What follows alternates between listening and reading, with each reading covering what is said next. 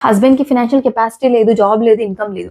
అయినా కూడా వైఫ్‌కి మెయింటెనెన్స్ ఇవ్వాలా అంటే చెప్తాను. ఫస్ట్ క్వెషన్ రైజ్ చేస్తుంది కోర్ట్ ఏమని? నీ వైఫ్‌తో నువ్వు కలిసున్నప్పుడు తనకన్నీ నువ్వే చూసుకుంటావు. అప్పుడు నీకు ఇన్‌కమ్ లేదు, ఫైనాన్షియల్‌గా జాబ్ లేదు, ఏం లేదు. అప్పుడు నీకు లేని బాధ విడిపోయిన తర్వాత తనకి సేమ్ మెయింటెనెన్స్ ఇవ్వడానికి నీకెందుకొస్తుంది? కలిసినప్పుడు లేని ప్రాబ్లమ్ విడిపోతే నీకొచ్చిందా? గుర్తొచ్చిందా? అని చెప్పి అడుగుతుంది.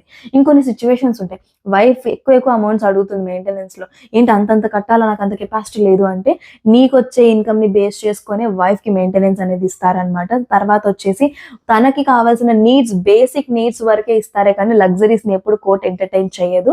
అండ్ పిల్లలుంటే ఒక మెయింటెనెన్స్ ఉంటుంది పిల్లలకి, వైఫ్‌కి. పిల్లలు లేకపోతే వైఫ్‌కి మాత్రమే ఇంకో మెయింటెనెన్స్ ఉంటుంది. ఒకవేళ వైఫ్ తనని తాను పోషించుకునే కెపాసిటీ ఉంది. ఇగ హస్బెండ్ కంటే ఎక్కువ తనే సంపాదిస్తుంది అన్న సిట్యుయేషన్స్‌లో కూడా కోర్ట్ ఏం చేస్తుంది, ఒకవేళ ఆ టైంలో హస్బెండ్ గనుక తనని తాను పోషించుకోలేని స్టేజ్‌లో ఉన్నాడు అంటే కూడా ఆ టైంలో వైఫ్‌కి మెయింటెనెన్స్ ఇవ్వాల్సిన పనైతే ఉండదనమాట. ఇంకొన్ని సిట్యుయేషన్స్ ఉంటాయి. హస్బెండ్ బెడ్ రిడన్ అయిపోయి ఉంటాడు. పారలైజ్ వచ్చి మంచాన పడిపోయి ఉంటారు. ఇలాంటి హెల్త్ కండిషన్ సిట్యుయేషన్స్‌లో కూడా క్రిటికల్ స్టేజ్‌లో కూడా హస్బెండ్ వైఫ్‌కి మెయింటెనెన్స్ ఇవ్వాల్సిన అవసరం ఉండదు అని చెప్పి కొన్నిసార్లు ఇచ్చే ఛాన్సెస్ ఉంటుంది హస్బెండ్‌కి ఫేవర్ గాని. అయితే కొంతమంది ఆడోళ్ళు ఉన్నారన్నమాట. అందరిని అనట్లేదండి. కొంతమంది మాత్రమే మేము చూసాము. అందుకే చెప్తున్నాను.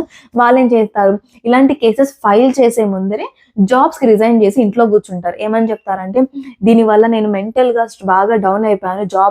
జాబ్‌లోంచి తీసేశారు. నేను డిపెండెంట్ అయిపోయా. అందుకే నేను మెయింటెనెన్స్ అడుగుతున్నాను అని చెప్పేసి. సో చాలా వేరియస్ రీజన్స్ ఉంటాయన్నమాట వీటికి సంబంధించి.